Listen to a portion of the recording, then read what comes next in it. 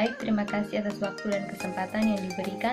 Kami dari kelompok 1 akan melaporkan hasil diskusi kami tentang teori moneter, teori tingkat bunga, teori permintaan uang, dan teori inflasi yang berkaitan dengan kondisi ekonomi moneter saat ini. Materi yang pertama akan dibahas oleh saya sendiri atas nama Laurenciana Sarina Jajok. Yang pertama itu teori moneter. Teori moneter adalah berbagai pemikiran dan konsep tentang berbagai variabel moneter seperti uang, jumlah uang beredar, dan sejenisnya.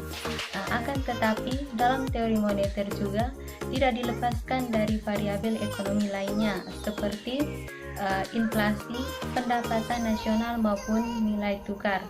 Yang berikut hubungan antara teori moneter dengan kondisi ekonomi moneter saat ini di tengah pandemi COVID-19, yaitu pemerintah melalui Bank Indonesia terus mengeluarkan berbagai kebijakan moneter dalam merespon penurunan ekonomi akibat COVID-19 seperti yang pertama, penurunan suku bunga acuan BI 7-day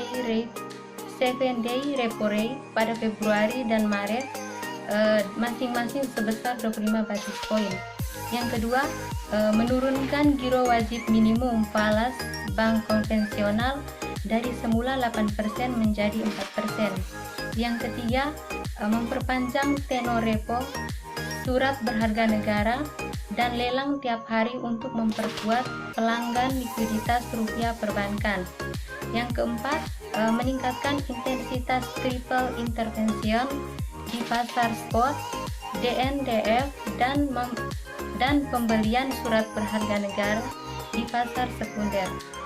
Selanjutnya saya berikan waktu dan kesempatan untuk pemateri kedua. Perkenalkan, nama saya Gaudentius Christopher Poto. Saya akan menjelaskan mengenai teori tingkat bunga. Jadi pada dasarnya teori tingkat bunga itu ialah harga atas penggunaan uang yang biasanya dinyatakan dalam bentuk persentase untuk jangka waktu tertentu.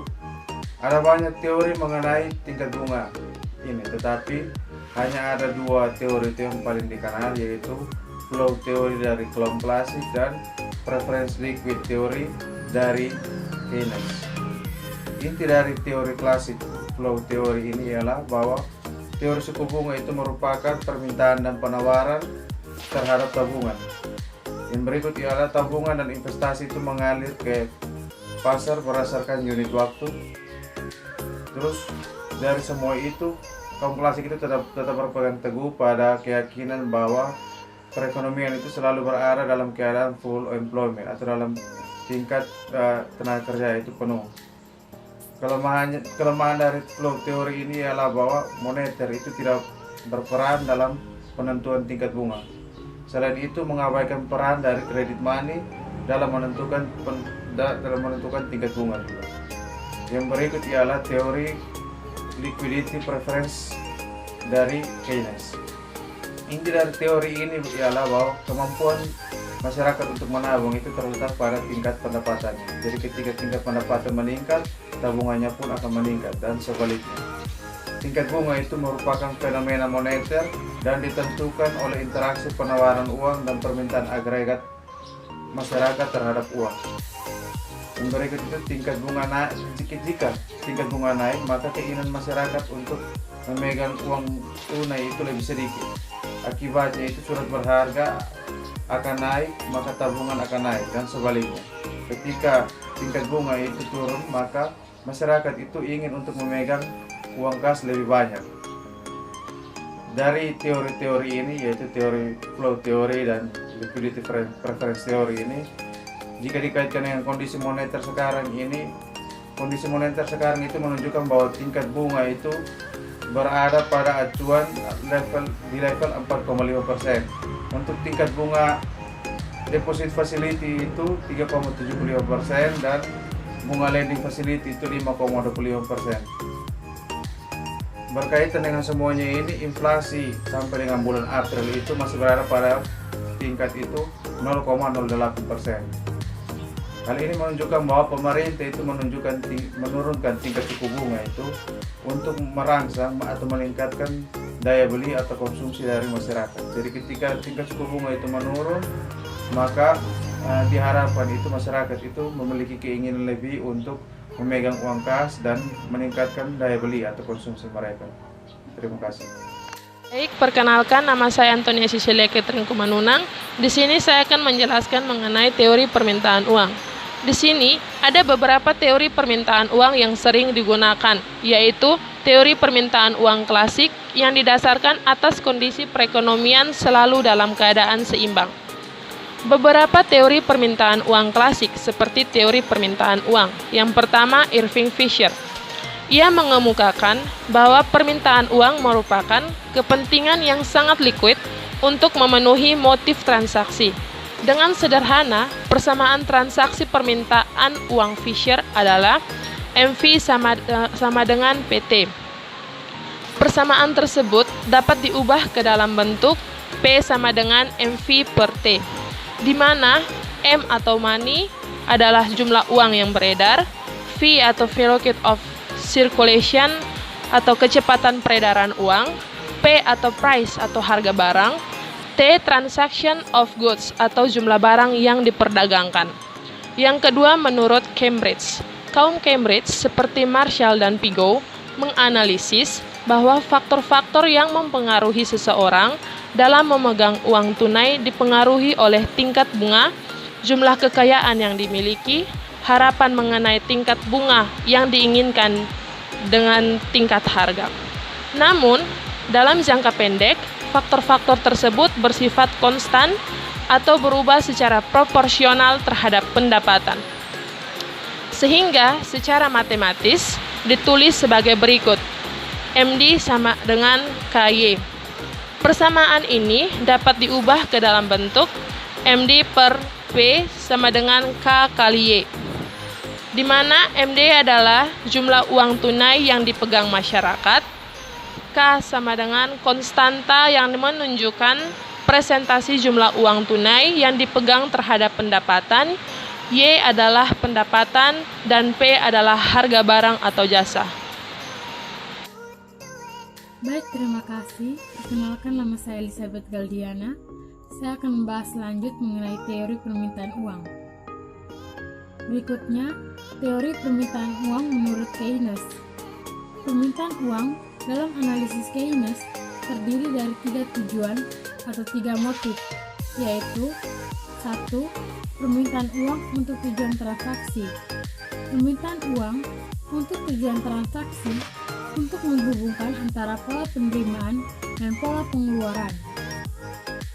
Seseorang melakukan pengeluaran setiap hari, tetapi penerimaan tidak terjadi setiap hari, sehingga ia dapat membeli barang dan jasa setiap saat ia memerlukan uang tunai di tangan. Permintaan uang tunai untuk tujuan transaksi menurut Keynes dipengaruhi oleh tingkat pendapatan. Yang kedua, permintaan uang untuk tujuan berjaga-jaga. Setiap orang menghadapi ketidakpastian mengenai apa yang terjadi di waktu yang akan datang. Ketidakpastian ini dianggap sebagai suatu kondisi darurat atau munculnya kesempatan-kesempatan lain yang tidak dapat diperhitungkan sebelumnya. Misalnya, biaya untuk berobat pada saat sakit. Yang ketiga, permintaan uang untuk tujuan spekulatif merupakan motif memegang uang dengan cara menyimpan dalam bentuk surat-surat berharga seperti saham dan obligasi. Saat uang digunakan untuk investasi dan diharapkan akan mendapatkan keuntungan dari hasil investasi tersebut. Terima kasih, saya akan melanjutkan pembahasan mengenai teori permintaan uang yang berkaitan dengan ekonomi moneter saat ini. Hubungan antara teori permintaan uang dengan kondisi ekonomi moneter saat ini yaitu di tengah pandemi COVID-19, Bank Indonesia mencatat peningkatan peredaran uang tunai di masyarakat pada Maret 2020 sebesar 1,4 triliun rupiah.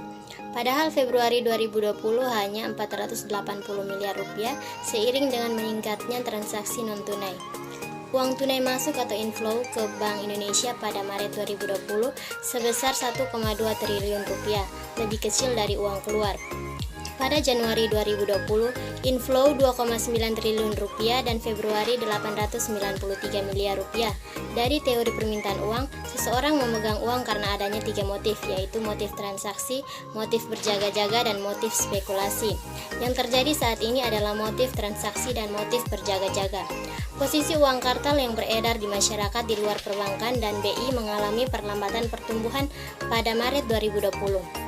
BI mencatat uang kartal yang beredar di masyarakat sebesar 620,4 triliun rupiah atau tumbuh sebesar 5,9% year on year bila dibandingkan dengan pertumbuhan bulan sebelumnya yang sebesar 6,6% year on year.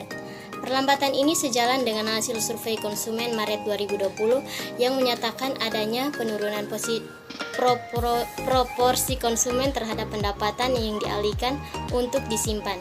Menurut catatan Bank Indonesia, posisi uang kartal yang beredar pada Februari 2020 sebesar 608,0 triliun rupiah. Sementara jumlah uang kartal yang beredar pada Maret 2019 sebesar 585,6 triliun. Baik, saya akan melanjutkan materi berikutnya mengenai teori inflasi. Inflasi merupakan suatu proses kenaikan harga-harga umum barang dan jasa secara terus-menerus.